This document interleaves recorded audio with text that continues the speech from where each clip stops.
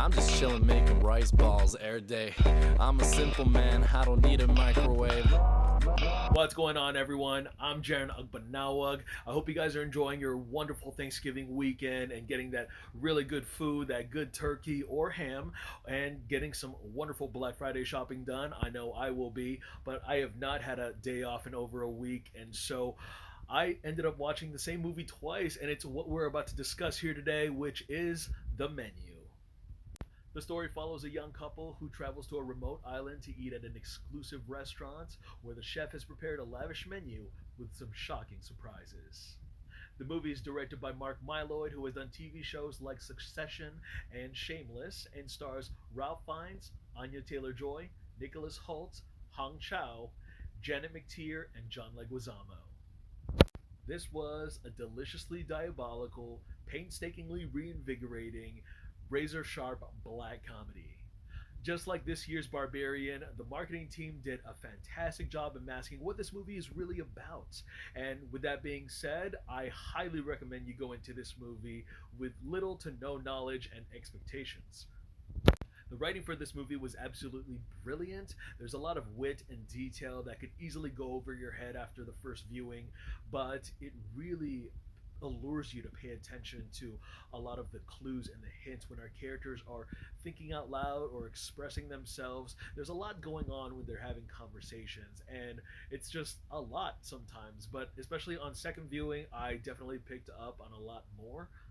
Speaking of attention to detail, I absolutely admire the production design of the movie. I know that most of the movie really takes place in the dining area, the restaurant, and they really keep it nice and simple, but as well as like the cinematography, like the way that you would see some of the cooks just plating things up and just seeing them cook or how they present their dishes, just so exquisite and thematic, including the taco night course. It was like a wonderful, easy way to drop some exposition and scrape off just a little bit of what you would know about the guests you're dining with. There is a level of madness and humor that I find most appealing about this film, and that is because it's the satire put on display of the culinary industry inside and out. So, whether you are a chef, a cook, a foodie, a critic, or at all fascinated with the fine dining or the art or just good food, this takes relentless jabs at everybody. No one is safe. And just like a lot of cooking shows, there is this little element where they would show title cards of the dish on display, and you would get that nice 180 B roll shot, that nice close up of the plate up and the presentation of each and every course. And for some reason, the descriptions, the ingredients, it gets shadier and funny as the night progresses. And for some reason, I thought that was such a refreshing way to sustain some levity. For like a belly of laughs, I had no idea that my crowd was going to be continuously laughing on just those tiny little details. Like it may be dry humor and just text that you might read on screen, but for some reason, people were laughing way out loud about that than just something that was said amongst the characters. What took off as the second act involving the sous chef definitely had my jaw sprawled onto the floor. I was like, what the fuck is going on? From then on, the story transpires to something much more sinister, a lot more twisted, and at the same time, it manages to balance a lot of that racked up tension and situational and shocking humor.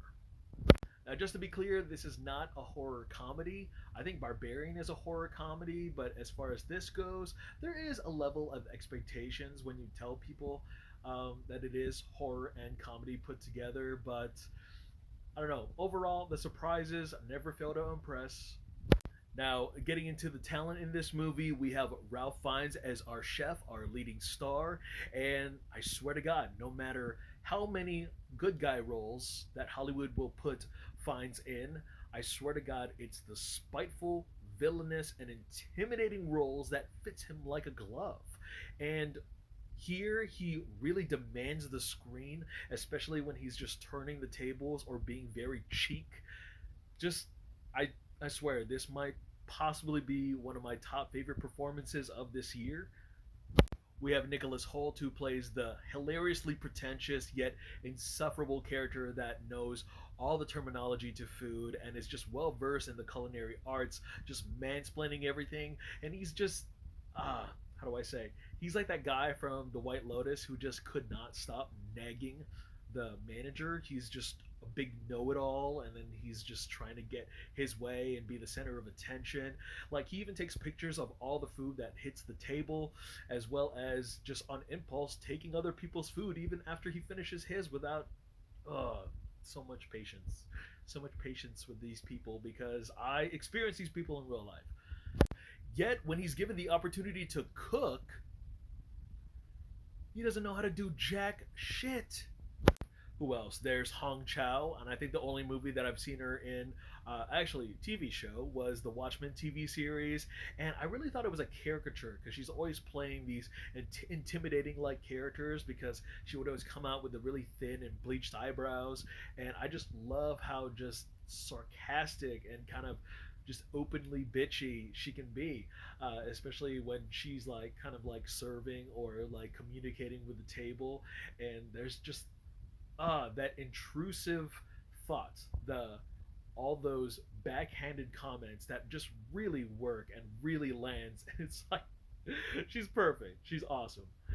I also like John Leguizamo in this movie. He almost kind of plays himself, that celebrity who was very well known for their earlier works back in the day, but takes any sort of admiration to stay relevant amongst the elites. And, you know, even though he says something that you might disagree with, he is just a joy to see on screen.